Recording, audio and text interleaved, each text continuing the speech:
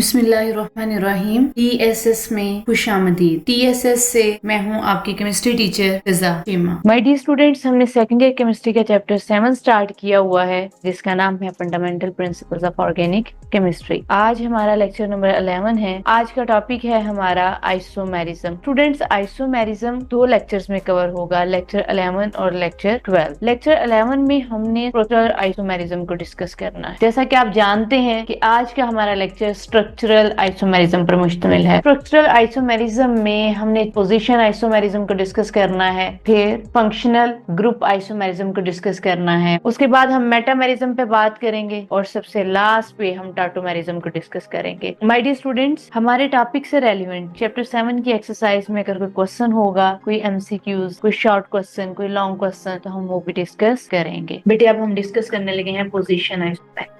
This type of isomerism arises due to the difference in the position of same functional group। बेटा, इसकी trick याद रखिएगा कि जो फंक्शनल ग्रुप है वो सेम ही रहेगा। बेटे, ये आइसोमेरिज्म की वो टाइप है जिसमें आप देखेंगे कि डिफरेंट आइसोमर्स हैं जिनका मॉलिक्यूलर फार्मूला सेम है लेकिन स्ट्रक्चरल फार्मूला डिफरेंट है। अब स्ट्रक्चर में फर्क क्या होगा? फंक्शनल ग्रुप की पोजीशन का फर्क होगा, लेकिन इसमें याद रखिएगा कि जो मेन चेन है यानी जो पेरेंट चेन है वो चेंज नहीं होगी। पोजीशन आइसोमेरिज्म में जितने भी आइसोमर्स होंगे उनकी पेरेंट चेन चेंज नहीं होगी, लेकिन फंक्शनल ग्रुप की पोजीशन चेंज होगी। मैं एक एग्जांपल के साथ आपको समझाती हूँ। जैसे बेटे, हम एक एग्जांपल लेते हैं CH3, CH2, CH2 और यहाँ मैं लगा देती हूँ Cl। माय डियर स्टूडेंट्स, ये मेरे पास एक कंपाउंड है जिसका नाम है 1-क्लोरोप्रोपेन।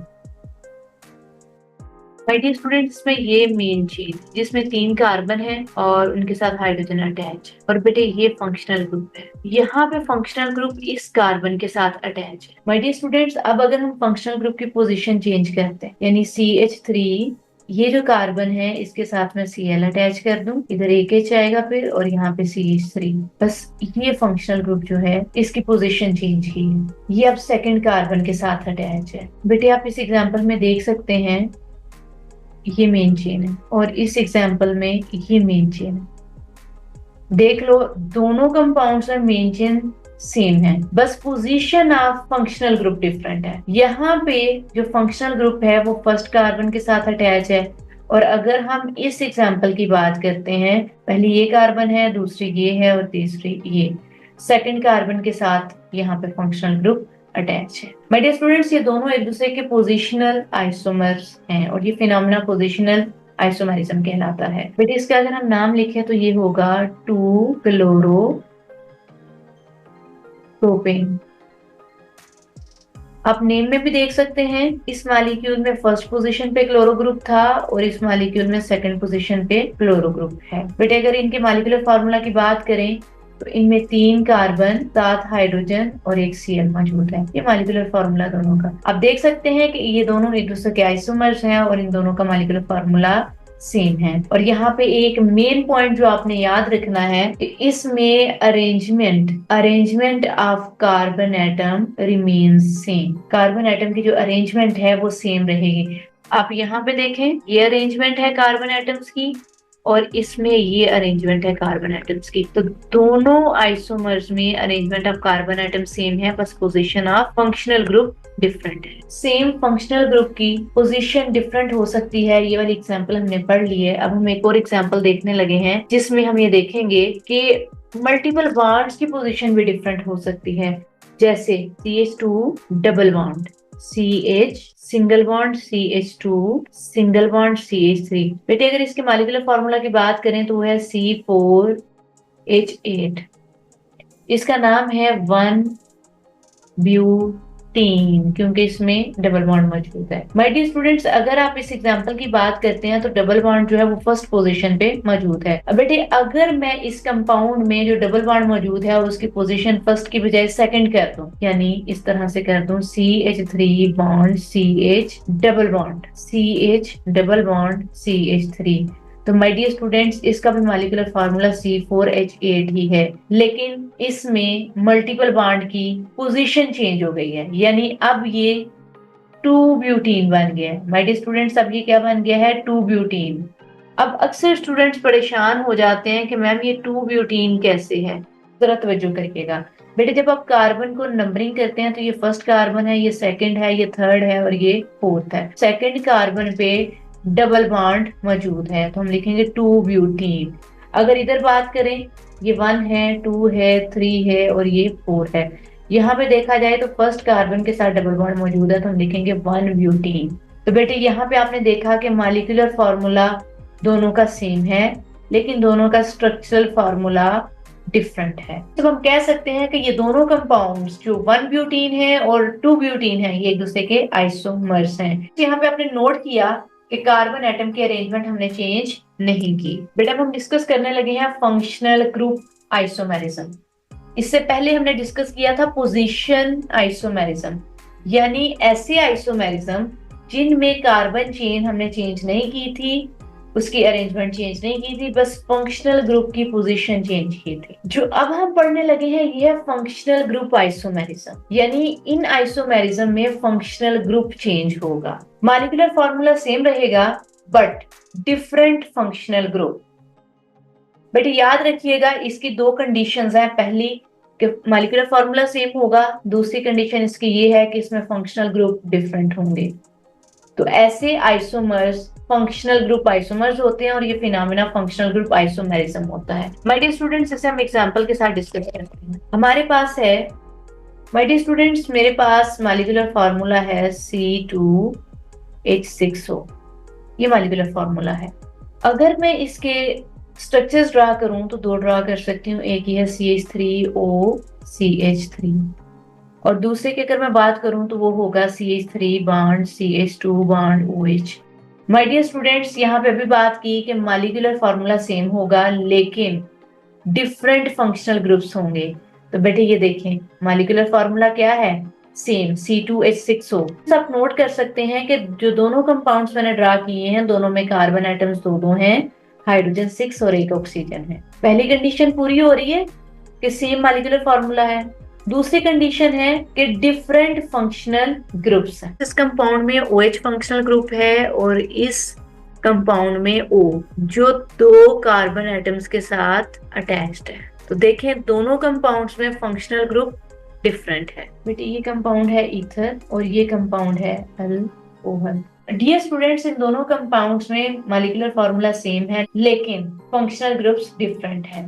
फंक्शनल ग्रुप डिफरेंट होने की वजह से एक कंपाउंड ईथर है और दूसरा अल्कोहल है। तो ये दोनों एक दूसरे के फंक्शनल ग्रुप आइसोमर्स हैं और ये फिनोमेना फंक्शनल ग्रुप आइसोमेरिज्म कहलाता है। माय डियर स्टूडेंट्स, इस कंपाउंड का नाम है di methyl ether. Di methyl ether. आप खाली यहाँ पे ईथर भी लिख देंगे तब भी ठीक है। इस कंपाउंड का नाम है इथाइल अल्कोहल। और बेटे अगर आप सिर्फ अल्कोहल लिखेंगे तब भी कोई इशू नहीं है। तो हम डिस्कस करने लगे हैं मेटामेरिज्म। बेटे मेटामेरिज्म एग्जाम्पल के साथ मैं आपको समझाती हूँ। तो हमारे पास एक कंपाउंड है जिसका स्ट्रक्चर कुछ इस तरह से है। आप देख रहे हैं कि यहाँ पे सेंटर में एक ऑक्सीजन एटम है, दोनों तरफ ग्रुप्स सेम अटैच है। अब अगर मैं, माय डियर स्टूडेंट्स, अगर मैं यहाँ से ये कार्बन उतारूं और इस साइड पे आके अटैच कर, तो फिर मेरे पास एक नया कंपाउंड बनेगा जो होगा CH3 bond O CH2 bond CH2 bond CH3। My dear students, अगर आप इस कंपाउंड की बात कर रहे हैं तो इस कंपाउंड में आप नोट करें कि ये ऑक्सीजन है। ऑक्सीजन के इस तरफ भी दो कार्बन मौजूद हैं और इस तरफ भी दो कार्बन मौजूद हैं। यानी ये एक ऐसा कंपाउंड है जिसमें फंक्शनल ग्रुप के दोनों साइड पे number of carbon atoms equal हैं। लेकिन मैंने फिर क्या किया कि ये कार्बन यहाँ से निकाल के तो इस साइड पे लाने की कोशिश की, जिसके नतीजे में एक नया कंपाउंड हमारे सामने आया। तो बेटे यहाँ पे ये फंक्शनल ग्रुप है, इसकी एक ये साइड है और एक ये साइड है।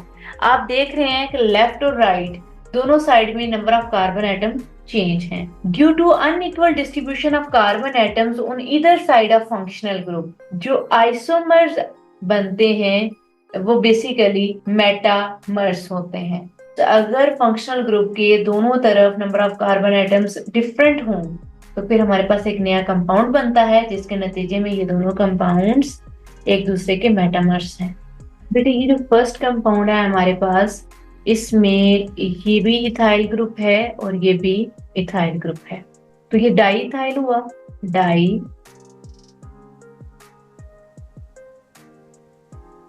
Ethyl ether.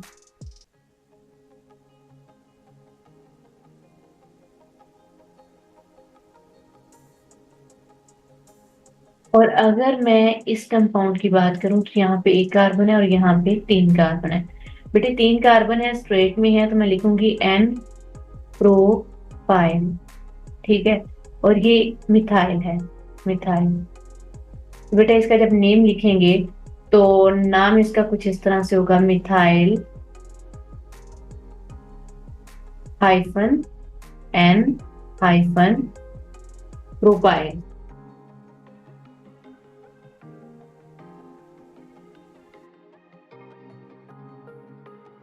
Propyl ether.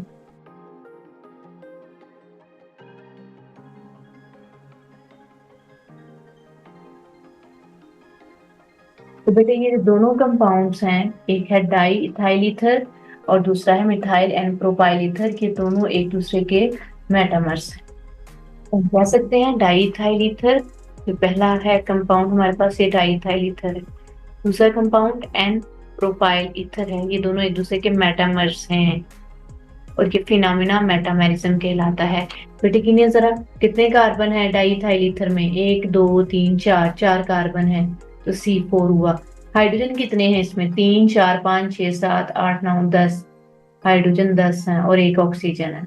अब आप मिथाइल एन प्रोपाइल ईथर वाले कंपाउंड में कार्बन गिने, 4 ही कार्बन है, हाइड्रोजन गिने 10 होंगे, ऑक्सीजन गिने 1।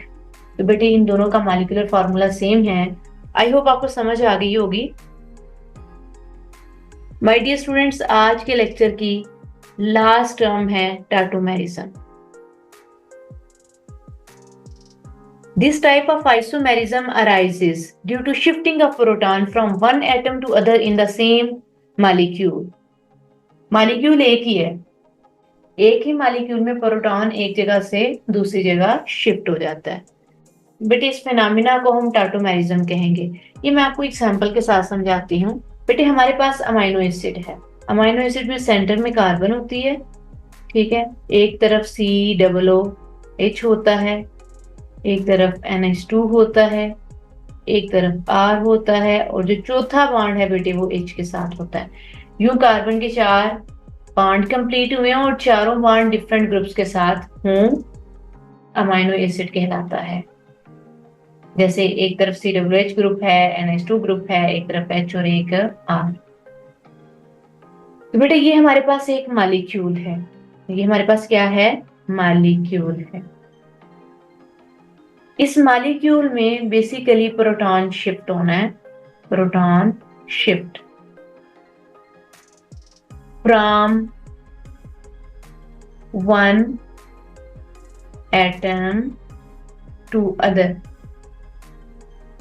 माय डियर स्टूडेंट्स, ये हमारे पास अमाइनो एसिड है, अमाइनो एसिड। बेटे अमाइनो एसिड में ये सेंट्रल कार्बन है जिसने 4 बॉन्ड बनाए हुए हैं डिफरेंट ग्रुप्स के साथ। बेटे ये पूरा एक मॉलिक्यूल है। इस मॉलिक्यूल में ये जो प्रोटॉन है यहां से यहां शिफ्ट होगा। यहाँ पे पहले NH2 थे तो अब कितने हो गए, NH3। और जैसे ही एक प्रोटॉन यहाँ N के साथ आके उसने बॉन्ड बनाया तो फिर इस N के ऊपर प्लस का साइन आएगा। बेटे जहां से प्रोटॉन उतरा वहां पे माइनस का साइन होगा। अब जो हमारे पास ये मॉलिक्यूल है ये बेसिकली ज्वीटर-आयन कहलाता है। अमाइनो एसिड एंड ज्वीटर-आयंस एक दूसरे के टाटोमर्स हैं और ये फिनोमिना टाटोमेरिज्म कहलाता है। माय डियर स्टूडेंट्स, एक दफा डेफिनेशन सुन लें। Compounds have same molecular formula but different due to position of hydrogen within the same molecule. Students यहाँ पे पोजीशन ऑफ हाइड्रोजन है ना, यहाँ पे हाइड्रोजन इधर था और इस मॉलिक्यूल में हाइड्रोजन यहाँ पे, तो यहाँ पे बेसिकली हाइड्रोजन एटम की पोजीशन चेंज हुई है और एक नया आइसोमर बन गया। तो फिर हम इसे नाम देंगे ज्विटराइन का। ज्विटराइन और अमाइनो एसिड ये दोनों एक दूसरे के टाटोमर्स हैं।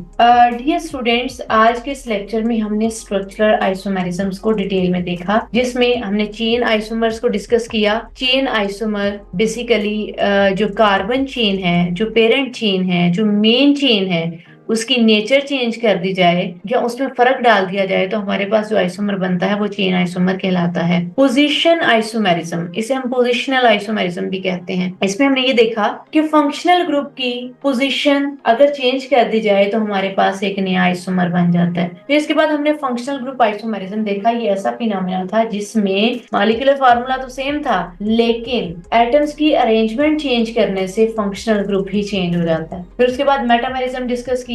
मेटामेरिज्म के बाद हमने टाटोमेरिज्म डिस्कस किया, जिसमें ज्विटराइन बना। ज्विटराइन और अमाइनो एसिड ये दूसरे के टाटोमर्स हैं, हमने ये पढ़ा। बेटे जियोमेट्रिकल आइसोमेरिज्म लेक्चर नंबर 12 में हम डिस्कस करेंगे। लेक्चर 11 से रेलिवेंट आपकी एक्सरसाइज में 2 एमसीक्यूज हैं, 7 और 8, और इसके अलावा आपका क्वेश्चन नंबर 6 है, write the structural formulas of the 2 possible isomers of C4H10। My dear students, यहाँ पे एक अहम पॉइंट आपको मैं बताती जाऊं। माय डियर स्टूडेंट्स, अगर आपके कंपाउंड में 1, 2 या फिर 3 कार्बन मौजूद हैं तो उनका बस एक ही आइसोमर होगा। अगर आपके कंपाउंड में 4 कार्बन है तो इट मींस उनके 2 आइसोमर्स होंगे। अगर 5 कार्बन है तो उनके 3 आइसोमर्स होंगे। अगर 6 कार्बन है तो उनके 5 आइसोमर्स होंगे। अगर 7 कार्बन है तो उनके 9 आइसोमर्स होंगे।